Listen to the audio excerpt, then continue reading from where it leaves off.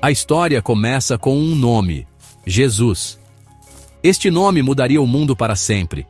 Ele veio em um momento específico da história. Era uma época em que muitas pessoas esperavam. Tinham esperança em alguém especial. Alguém enviado por Deus. O Evangelho de Marcos nos conta essa história. Começa rápido, num pique só.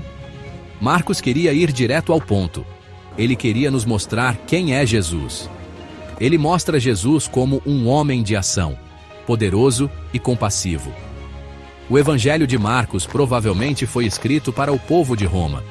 Essas pessoas entendiam de poder e autoridade. Viviam sob o domínio romano. O povo judeu em Israel também vivia sob esse domínio. Eles ansiavam por um Messias, um libertador. Marcos apresenta Jesus como esse rei tão esperado. Mas ele era um tipo diferente de rei. Não um conquistador militar como alguns imaginavam, mas um rei que veio para servir. Um rei que veio para salvar. Este evangelho é como uma mensagem urgente. É uma boa notícia para geral. O mundo em que Jesus entrou estava cheio de tensão. Havia disputas políticas e debates religiosos. As pessoas tinham opiniões formadas sobre Deus. Tinham ideias sobre como Deus deveria agir. Jesus entrou nesse mundo complicado. Ele não veio com um exército. Ele veio com uma mensagem de amor. Ele demonstrou poder, mas era um poder usado para curar. Poder usado para restaurar. Marcos nos ajuda a ver isso com clareza. Ele usa palavras simples. Ele conta histórias incríveis. Então, vamos abrir as páginas do Evangelho de Marcos. Vamos conhecer esse Jesus. Aquele que é o Filho de Deus. Aquele cuja vida foi uma aventura. Uma aventura de fé, milagres e sacrifício supremo. Marcos não enrola com muita história. Ele já chegando na ação. Ele quer que a gente veja Jesus, que ouça suas palavras, que sinta o impacto da sua presença. Este é o começo da Boa Nova. Antes de Jesus começar seu ministério público, havia outro homem. Seu nome era João Batista. Ele era uma voz clamando no deserto. João dizia ao povo para preparar o coração. Ele dizia que alguém maior estava vindo. Ele batizava as pessoas no Rio Jordão. Esse batismo era um sinal de arrependimento, de se afastar do pecado. Era um sinal de querer virar a página com Deus, um recomeço. Gente de todo canto vinha para ouvir João. Vinham para ser batizadas por ele. Então, o próprio Jesus foi até João. Ele veio de Nazaré, da Galileia, e pediu a João que o batizasse. Foi um momento surpreendente. Jesus não tinha pecado. Mesmo assim, ele escolheu ser batizado. Ele fez isso para se identificar conosco. Fez isso para mostrar obediência a Deus. Quando Jesus saiu da água, algo incrível aconteceu. Os céus se abriram. O Espírito de Deus desceu sobre ele como uma pomba. Foi uma cena linda de se ver. Uma voz então falou do céu. A voz disse: "Tu és o meu filho amado, em ti me agrado." Imagina só ouvir essas palavras. Deus Pai estava confirmando Jesus, estava declarando seu amor por seu filho. Este foi o pontapé inicial da missão de Jesus. Foi uma confirmação poderosa de quem ele era. Mostrou que sua obra era o plano de Deus. Este momento foi transbordante de aprovação divina e amor. Logo depois desse evento maravilhoso, o Espírito enviou Jesus para o deserto. Ele ficou lá por 40 dias. Foi tentado por Satanás. Esteve com animais selvagens, mas anjos o serviam. Marcos nos conta isso bem resumidamente. Mas foi um tempo importante de provação. Jesus enfrentou a tentação, mas não deu o braço a torcer. Ele permaneceu fiel a Deus. Isso o preparou para os desafios que viriam pela frente. Sua jornada tinha realmente começado. Depois que João Batista foi preso, Jesus foi para a Galileia. Ele começou a proclamar a boa nova de Deus. Ele dizia: "Chegou a hora. O reino de Deus está próximo. Arrependam-se e creiam na boa nova." Essa era sua mensagem central. uma mensagem de esperança e transformação. Ele estava dizendo às pessoas que Deus estava fazendo algo novo. Algo maravilhoso estava acontecendo bem ali na lata. Era hora de prestar atenção. Um dia, Jesus estava andando à beira do mar da Galileia. Ele viu 2 pescadores, Simão e seu irmão André. Eles estavam lançando a rede ao lago. Jesus lhes disse: "Venham, sigam-me, e eu os farei pescadores de gente." No mesmo instante, eles largaram as redes e o seguiram. Que baita demonstração de fé! Eles não fizeram muitas perguntas. Simplesmente confiaram e foram. Jesus estava chamando seus primeiros discípulos. Ele estava formando seu time. Um pouco mais adiante, Jesus viu outros 2 irmãos, Tiago, filho de Zebedeu, e seu irmão João. Eles estavam num barco, consertando as redes. Sem demora, ele os chamou. E eles deixaram seu pai Zebedeu no barco com os empregados e seguiram Jesus. Esses homens eram trabalhadores comuns, pescadores. Mas Jesus viu algo especial neles. Viu o potencial deles para se tornarem líderes, para espalharem sua mensagem pelo mundo. Logo depois, Jesus começou a mostrar seu poder. Em Cafarnaum, ele entrou na sinagoga no sábado e começou a ensinar. As pessoas ficaram de queixo caído com seu ensino. Ele ensinava como quem tem autoridade. Então, um homem com um espírito mau gritou. Jesus ordenou que o espírito saísse do homem. E ele saiu. Todos ficaram espantados. As notícias sobre ele correram como rastilho de pólvora por toda a Galileia. Jesus não era apenas um mestre. Ele era um curador. Ele tinha poder sobre o mal.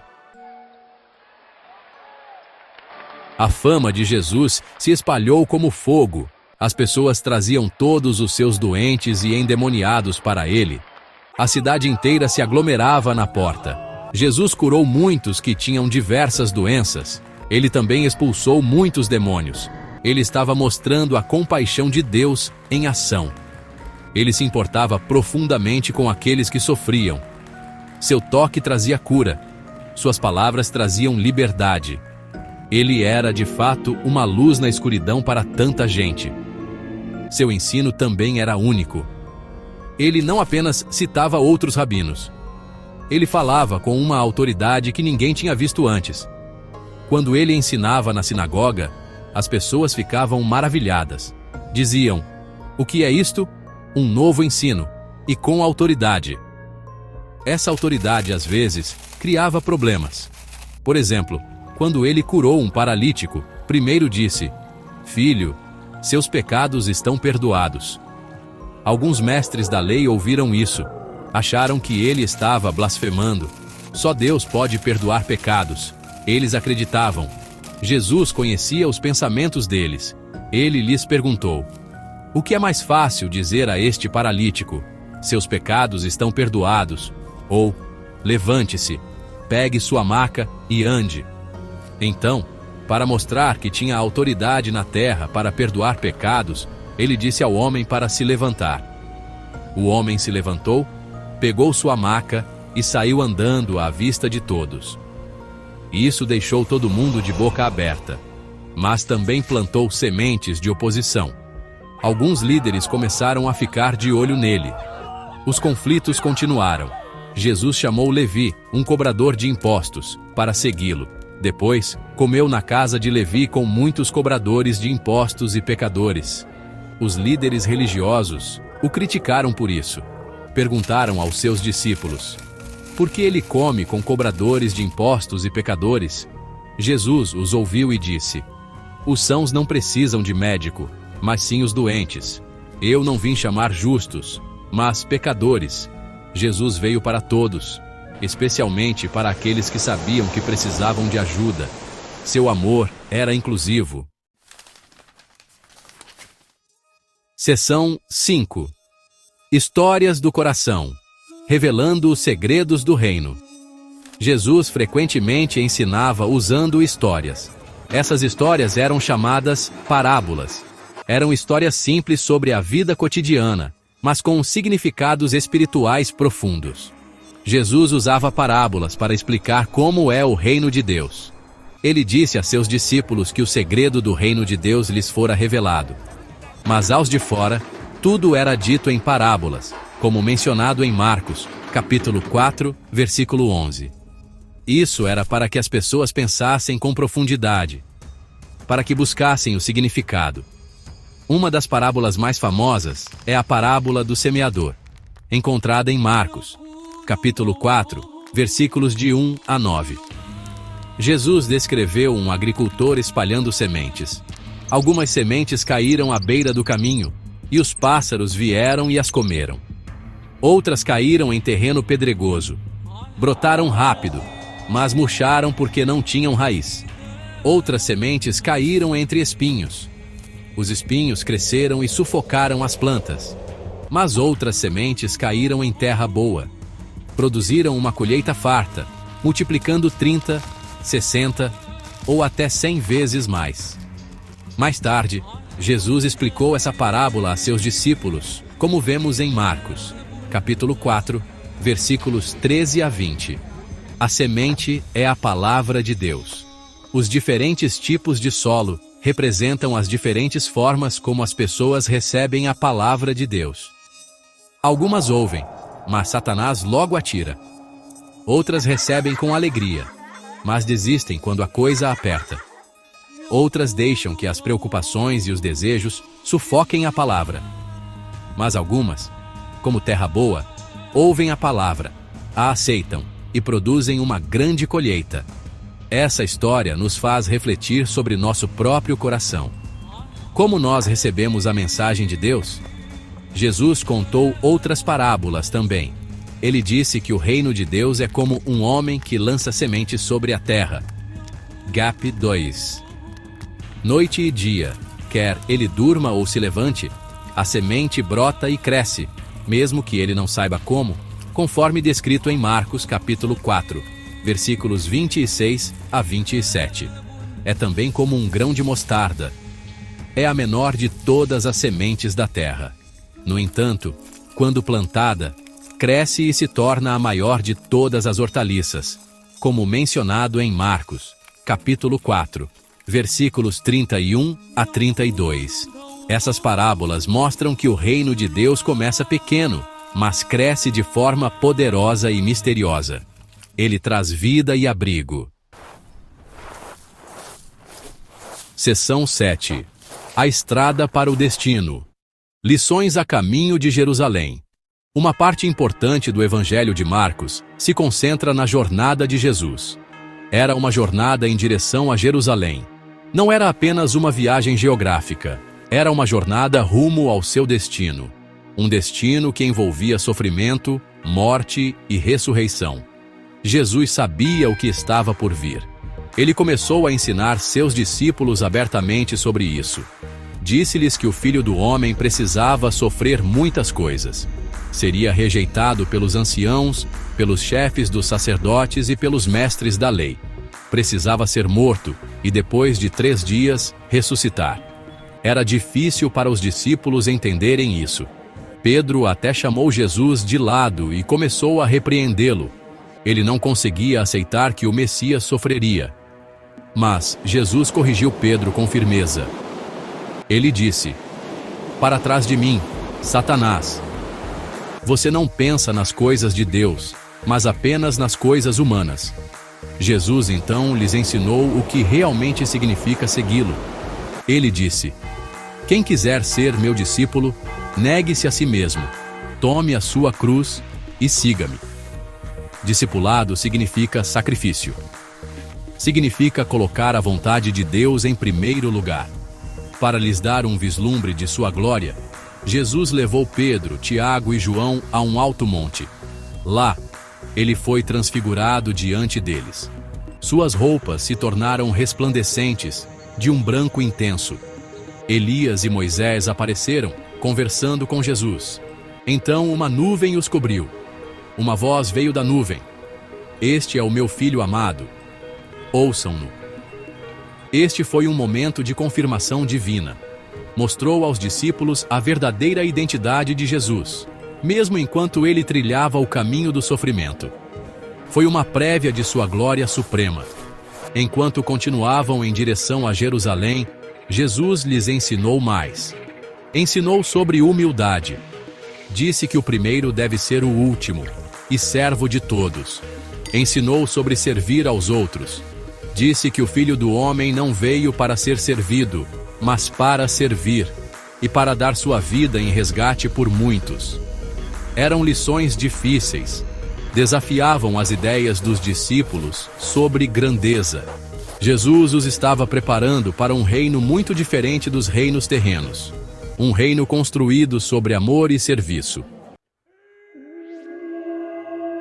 Seção 8. A semana mais sombria. Traição, sofrimento e sacrifício. Finalmente, Jesus chegou a Jerusalém. Ele entrou na cidade montado num jumentinho. Multidões o aclamaram, gritavam: Hosana, bendito o que vem em nome do Senhor. Esta foi a entrada triunfal. Parecia um momento de vitória. Mas Jesus sabia o que o esperava. A semana que se seguiu, conhecida como Semana da Paixão, seria repleta de eventos intensos. Ele ensinou nos pátios do templo, confrontou as autoridades religiosas. Sabia que seu tempo era curto. Na noite anterior à sua morte, Jesus compartilhou uma refeição especial com seus discípulos. Este momento é conhecido como a Última Ceia. Durante a ceia, ele pegou o pão, deu graças e o partiu. Deu-o a eles, dizendo: Tomem, isto é o meu corpo. Depois pegou um cálice, deu graças e o ofereceu a eles. Disse: Isto é o meu sangue da aliança, que é derramado por muitos. Ele estava instituindo uma nova aliança. Uma nova forma de as pessoas se relacionarem com Deus através do seu sacrifício.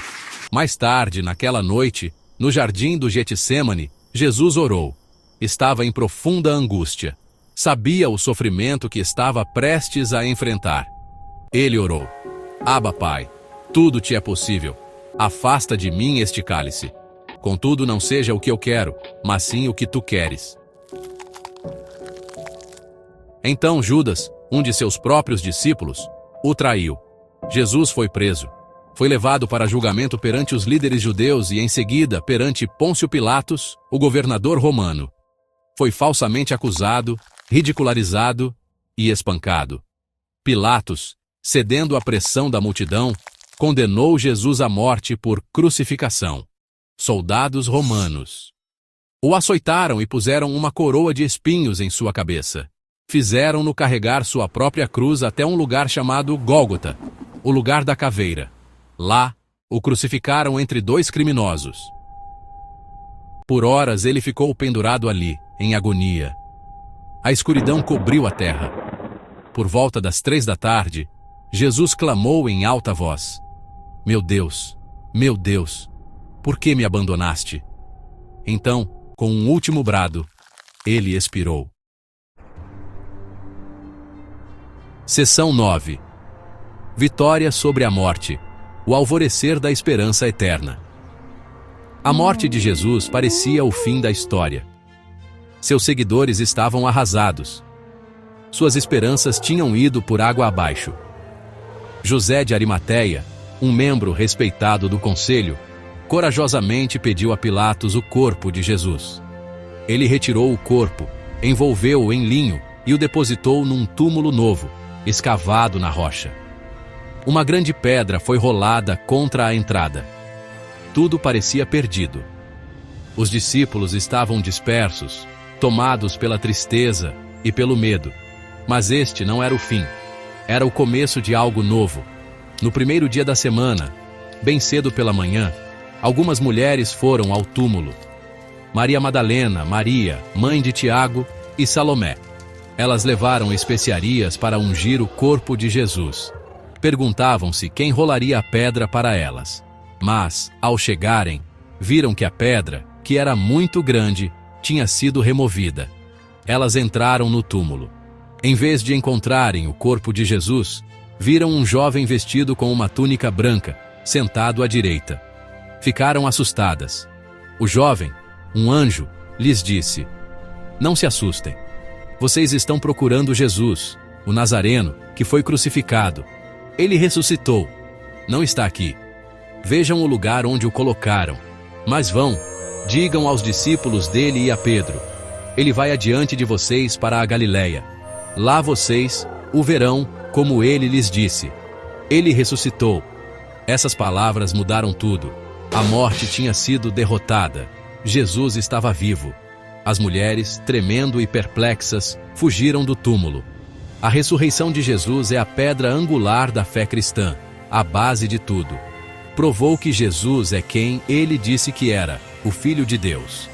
Confirmou que seu sacrifício pelo pecado foi aceito por Deus. O Evangelho de Marcos, em seu final mais longo, nos conta que Jesus apareceu a seus discípulos. Ele lhes deu uma grande missão. Vão pelo mundo todo e preguem a boa nova a toda criatura. Prometeu que sinais acompanhariam aqueles que crescem. Então, ele foi elevado ao céu e sentou-se à direita de Deus. A mensagem de Marcos é clara. Jesus é o Senhor poderoso, sofredor e ressurreto. Sua história traz esperança para todos.